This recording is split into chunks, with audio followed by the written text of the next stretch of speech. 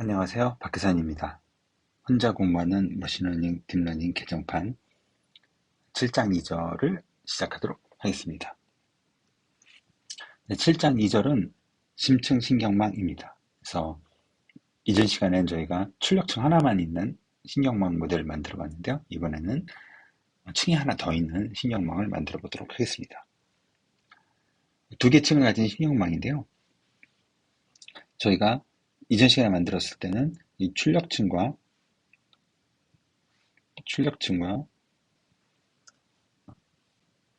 죄송합니다. 출력층과 입력층만 있었죠. 근데 이 가운데 층을 하나 더 추가하는 이런 신경망을 만들 텐데요. 이런 가운데 있는 층, 그러니까 입력층과 출력층 사이에 있는 모든 층들을 저희가 은닉층이라고 부릅니다. 뭐 히든 레이어 이렇게 부르죠. 그래서 이 은닉층에는 활성화 함수가 추가되는데요.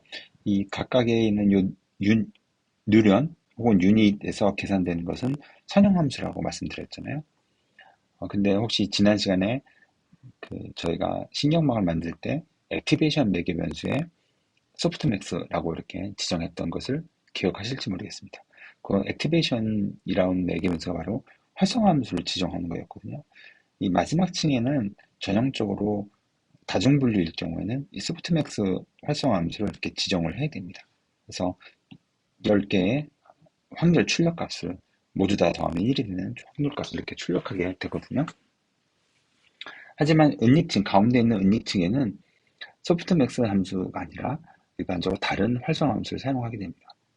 이 활성화 함수는 일반적으로 저희가 비선형 함수라고 말하는데요. 선형 방정식의 내용을 비선형인 출력으로 만들어주기 때문인데요. 오른쪽 같은 그림에서 보면 지금 두 개의 선형 방정식이 있어요. B를 계산하는 것과 C를 계산하는 것이 있는데 이 두 개를 만약 하나의 식으로 합칠 수 있죠. 간단하게 요 두 번째 층에는 B를 앞층에는 A 곱하기 4 더하기 2로 대체를 하면 A 곱하기 12 더하기 1로 이렇게 하나의 식으로 만들 수 있습니다. 즉 저희가 활성화 함수를 사용하지 않으면 이런 중간에 있는 은닉층을 몇 개 쌓든지 추가든지 상관없이 하나의 선형 방정식, 선형 하나의 층의 역할밖에 하지 못하거든요. 그런데 만약에 저희가 중간에 어떤 비선형 방정식, 가령 로그 함수 같은 걸 집어넣으면 그럴 때는 이 두 함수를 선형 함수로 이렇게 하나로 동등하게 대체할 수 없겠죠. 네, 그래서 두 개의 층이 각각 그러니까 A와 A 파라미터와 그다음에 K 파라미터가 각각 다르게 이제 학습이 되는 아니죠. 실수했습니다. 요 4, 요게 개수값이죠. 네. 요 4와 3이 각각 다르게 학습되는 그러니까 독립적으로 학습될 수 있는 개수로 이렇게 존재할 수 있습니다. 그래서 활성화 함수를 추가하는데요. 사이 저희가 케라스에서 제공하는 활성화 함수가 여러 가지가 있습니다. 그중에 이제 많이 사용하는 것도 있고요. 그런 것들을 제가 계속 이제 책을 진도를 나가면서 알아보도록 하겠습니다. 심층 신경망을 만들 때 저희가 이전에 했던 것이 바로 인풋 함수, 인풋층으로 인풋을 정의해줬죠. 그 다음에 덴스층으로 10개의 출력을 만들어야 됩니다. 출력층에서 저희가 클래스가 10개니까 그리고 활성함수는 다중분류니까 소프트맥스로 저희가 지정을 해서 10개의 확률을 만들었습니다. 그렇게 이렇게 두 개의 층을 만들었었죠. 이전 시간에. 그리고 지금은 저희가 가운데 층을 하나 더 추가했습니다. 이 가운데 층은 똑같이 완전 연결층이고 덴스층이고 100개의 유닛을 둔 층입니다. 그래서 왜 100개냐? 하이퍼 파라미터죠. 100개로 둘 수도 있고 200으로 둘 수도 있고 50으로 둘 수도 있고 이건 뭐 이렇게 바꿔가면서 모델을 이리저리 훈련해보고 최적의 값을 찾아야 될 것 같습니다. 그렇죠? 그리고 마찬가지로 이런 덴스층을 중간에 하나만 둘 거냐 두 개만 둘 거냐도 여전히 하이퍼 파라미터입니다. 그래서 저희가 이전에 배웠던 사이킨럼보다 자유도가 일반적인 머신러닝 모델보다 자유도가 훨씬 더 높다고 볼 수도 있겠죠. 그리고 그만큼 탐색해야 하거나 실험을 해야 될 게 더 많다고 볼 수도 있고요. 여기서 그냥 저희가 사실 간단한 문제이기 때문에 이 유닛을 몇 개 두든지 큰 관계없이 꽤 잘 학습이 되리라 생각합니다. 저희는 100개로 두었고요. 네, 활성화 함수는 시그모이드 함수를 두었습니다. 이 시그모이드 함수는 뒤에 저희가 이제 설명이 나오지만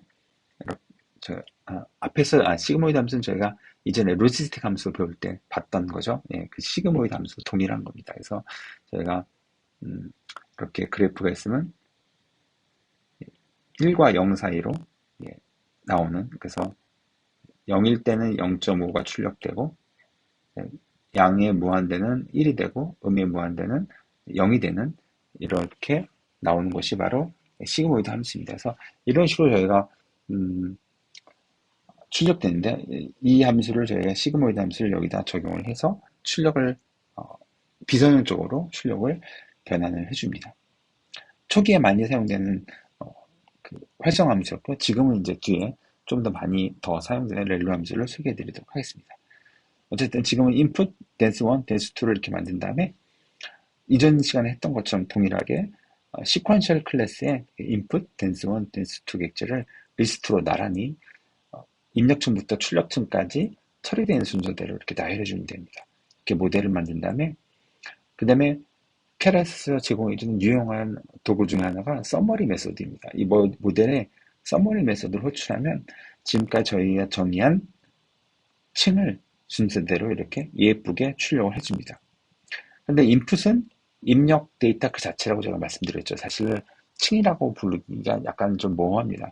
여기서는 입력의 크기를 정의해주는 역할 정도밖에 하지 않거든요. 그렇다 보니까는 이 서머리 메소드 출력에 별도로 층으로 나오지 않습니다. 그래서 여기서 보면 댄스층과 댄스층이 두 개, 두 번째 댄스층에는 저희가 이 층을 만들 때 이름을 지정해 줄 수 있는데요. 이름을 지정 안 했기 때문에 클래스 이름으로 나왔고요. 그다음에 두 번째는 클래스 이름에 밑줄 문자랑 1이 붙어서 이렇게 이름이 지정됐습니다. 가로 안에 클래스 이름이 나온 것을 볼 수 있고요.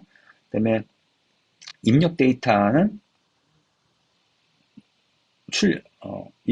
출력되는 아웃풋 쉐입이죠. 출력 크기는 첫 번째 층이 100개, 그다음에 두 번째 층이 10개입니다. 그래서 아마 제가 이전 시간에 그 밀집층에 있는 뉴런의 개수가 출력 개수를 정의한다고 결정한다고 말씀드렸죠. 그래서 제가 100개의 뉴런을 뒀기 때문에 출력이 100개고요. 그다음에 두 번째 층은 뉴런이 10개니까 역시 출력도 10개, 10개의 확률이 나오게 됩니다. 앞에 논이라고 붙은 거는 저희가 이전 시간에 처음으로 모델을 굴릴 때 fit 메소드를 도출했는데요. 이 fit 메소드가 수행하는 것이 미니 배치 경사근법입니다. 그래서 저희가 경사근법을 이전 시간에 예전에 머신러닝 파트에서 배웠는데요. 그때 확률적 경사근법, 그다음에 배치 경사근법, 그다음에 미니 배치 경사근법을 배웠습니다. 그래서 미니 배치는 전체 데이터셋에서 일부 샘플을 몇 개씩 꺼내서 배치로 만들어서 모델을 훈련하고 또 꺼내서 하고 이런 식으로 이렇게 계속 반복하는 거죠. 확률적 경사근법은 샘플 하나씩 사용하는 거고 미니 배치는 샘플 몇 개씩 사용하는 겁니다. 기본적으로 케라스는 32개를 꺼내서 사용합니다. 하지만 저희가 이거 매기변수로 바꿀 수 있거든요. 뭐 16개 쓸 수도 있고 64개를 쓸 수도 있고 뭐 이렇게 바꿀 수 있습니다. 근데 이 배치 크기에 따라서 모델의 구조가 바뀌면 안 되겠죠. 그래서 또 훈련할 때마다 입력의 개수가 몇 개씩 달라질 수 있기 때문에 모델의 첫 번째 차원 죄송합니다. 첫 번째 차원이 배치 차원은 아직 결정이 되지 않았습니다. 훈련할 때 결정이 되니까.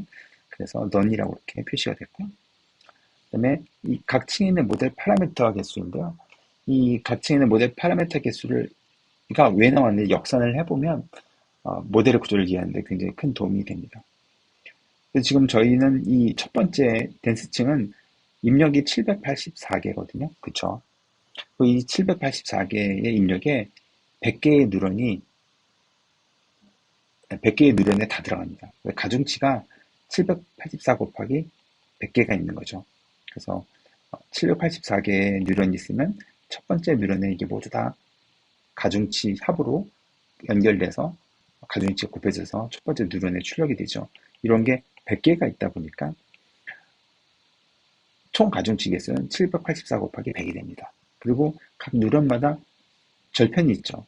절편이 하나씩 있으니까 누런이 100개니까 절편도 100개입니다. 그래서 이렇게 다 더해보면은 78,500개의 가중치가 첫 번째 층에 있는 셈입니다. 그리고 두 번째 층 같은 경우에는 첫 번째 층의 출력이 100개잖아요. 100개의 출력이 있고 100개의 출력이 10개의 뉴런에 모두 다 완전 연결됩니다. 그렇기 때문에 가중치 개수는 100 곱하기 10이고요. 그 다음에 뉴런이 10개니까 당연히 절편도 10개겠죠. 10개가 있다 보니까 1010개의 가중치가 이렇게 있습니다. 모델 파라미터가. 그래서 모델 파라미터의 개수를 가 어떻게 나오는지 잘 이해하면 모델의 구조를 이해하는데 도움이 되실 것 같습니다. 이렇게 해서 모델을 저희가 한번 훈련 코드는 책에 있으니까 한번 참고해 주시면 좋을 것 같고요. 그 다음에 저희가 시퀀셜 클래스를 이제 객체를 만들어서 층 객체를 만들어서 이렇게 집어넣었는데요. 층 객체를 만들지 않고 그냥 객체를 생성하자마자 바로 이렇게 집어넣을 수 있습니다. 시퀀셜 클래스에 리스트 안에 이렇게 클래스의 객체를 생성하자마자 바로 이렇게 집어넣을 수도 있죠. 왜냐면 저희가 이전 슬라이드에서 이렇게 input, dance1, dance2를 만들어서 따로 사용할 일이 그렇게 많지는 않거든요. 이 객체를 따로 이렇게 저장해 놓고 여기다 집어넣은 다음에 이 이후에 이 층을 가지고 뭔가 연산을 할 일이 필요도 할 수도 있지만 일반적으로는 그렇게 많지 않습니다. 그렇기 때문에 변수를 이렇게 만들지 않고 그냥 클래스의 인스턴스를 만들자마자 바로 이렇게 시퀀셜 클래스에 매기면서 이렇게 집어넣는 것도 방법 중에 하나입니다. 그리고 각 층의 이름을 지정할 수도 있고요. 역시 모델의 이름도 이렇게 지정할 수 있습니다. 또 한 가지 방법은 이제 이게 좀 코드가 복잡해지죠. 그리고 층이 많아지면 이제 길어지고요. 생성자가 길어지니까 좀 보기가 썩 좋지 않죠. 그래서 많이 쓰는 방법은 이런 방법입니다. 그래서 시퀀셜 클래스를 객체를 만든 다음에 이 시퀀셜 클래스 모델 객체의 add 메소드를 통해서 하나씩 이렇게 추가하는 방법입니다. 그래서 이 방법을 굉장히 사람들이 또 많이 사용하고요. 그래서 이 세 가지 방법이 모두 다 동일한 모델을 만듭니다. 그래서 여러 가지 방법 중 하나로 이해해 주시면 좋을 것 같고요. 앞에서는 저희가 또 다른 방법을 여기서는 또 사용해 볼 텐데요. 앞에서는 저희가 그 입력 데이터를 28 곱하기 28짜리 픽셀 흑백 이미지를 784차원으로 넘파의 리쉐인 메소드를 사용해서 명시적으로 저희가 강제로 이제 펼쳤잖아요. 그래서 입력했는데 이렇게 하지 말고 그냥 28 by 28을 그대로 사용하도록 할 수 있습니다. 대신 그럼 이제 쉐인 메소드에 이렇게 28 곱하기 28로 가로와 높이와 너비가 있는 입력으로 저희가 지정할 수 있죠. 그 다음에 대신 케라스의 층 중에 플래튼 층이 있습니다. 이 층은 입력을 1차원으로 펼쳐주는 역할을 합니다. 그래서 28 곱하기 28을 784로 펼쳐주는 거죠. 이렇게 펼쳐준 다음에 댄스층 두 개를 똑같이 통과할 수 있습니다. 이렇게 보면 이 모델의 서머리 메소드를 출력해보면 플래튼 층에서 784차원으로 출력이 바뀐 것을 볼 수 있습니다. 이런 28 곱하기 28이었는데 이렇게 바뀌어서 출력이 되죠. 그 다음부터는 똑같고요. 그리고 이 플래튼 층은 입력을 펼치는 게 역할이니까 입력에 뭘 곱하거나 더하거나 이런 게 없거든요. 즉 모델 파라미터가 없습니다. 그래서 파라미터 쪽이 개수가 0인 것을 볼 수 있습니다. 그다음에 또 다른 이제 변화로는 저희가 액티베이션 매개 변수에 이전에 시그모이드 함수를 썼는데요. 시그모이드 함수가 이제 이런 모양이라고 제가 말씀드렸죠. 저희가 로지스틱 회귀 할 때 저희가 알아봤죠. 근데 요 시그모이드 예전에 많이 사용했는데 이제 최근에는 시그모이드 함수 대신에 렐루 함수나 그 변종을 많이 사용합니다. 렐루 함수는 되게 간단한데요. 입력값 Z거든요. 입력값 Z를 0으로 0 이하를 잘라버리는 그런 역할입니다. 그래서 max 0, Z와 동일한 역할을 합니다. 그래서 Z가 0일 때는 0을 출력하고 Z가 0보다 크면 Z를 그냥 출력하는 그런 아주 단순한 간단한 함수인데 신경망에 적용했을 때 굉장히 좋은 성과를 내는 것으로 알려져 있어서 널리 요즘 사용되고 있습니다. 그 다음에 컴파일 메소드에서 저희가 로스 함수랑 매트릭스 매기 변수를 지정했었죠. 네, 또 하나 저희가 옵티마이저를 지정할 수 있습니다. 이 옵티마이저는 저희가 경사강법을 수행하는 경사강법을 수행해서 저희가 모델 파라미터를 업데이트 하는데요. 이 모델 파라미터를 업데이트하는 방법이 여러 종류가 있습니다. 그래서 각각의 그 방법마다 어떤 문제는 잘 맞고 어떤 문제는 잘 안 맞을 수 있기 때문에 여러 가지 옵티마이저를 테스트 해봐야 되는데요. 케라스의 기본 옵티마이저는 잠시 후에 나올 이제 RMS 프롭이라는 옵티마이저고요. 이제 가장 기본적인 확률적, 가장 단순한 확률적 경사각법은 SGD로 문자열로 지정하면 됩니다. 그리고 또 다른 방법은 케라스 옵티마이저스라는 모듈 밑에 있는 SGD 클래스의 객체를 생성해서 이 객체를 이렇게 집어넣어줘도 됩니다. 이 두 개가 완전히 동일하거든요. 근데 이렇게 클래스 객체를 별도로 생성해야 되는 이유는 저희가 학습률을 따로 별도로 지정하기 위해서입니다. 기본적으로 이제 SGD 학습률이 아마 0.01인가 그럴 거예요. 어쨌든 이 기본 학습률 말고 제가 학습률을 다르게 해서 모델 파라미터 업데이트를 더 빠르게 하거나 혹은 모델 파라미터 업데이트를 더 느리게 하는 바꿔 말하면은 손실함수 가중 손실함수라는 어떤 상황에서 저희가 최저점으로 내려올 때 천천히 내려오게 하거나 빨리 내려오게 하려면 이 학습률을 거기에 맞게끔 조금 조정해 줘야 되거든요. 그래서 저희가 학습률을 가지고 여러 가지 실험을 해볼 필요가 있습니다. 이럴 때는 이렇게 경사가 옵티마이저 클래스를 별도로 생성을 해서 옵티마이저 매개 변수에 전달을 해주면 됩니다. 사이키는 굉장히 케라스에는 옵티마이저 클래스가 여러 가지가 있는데요. 가장 기본적으로 제공되는 게 아까 봤던 이 SGD 클래스이고요.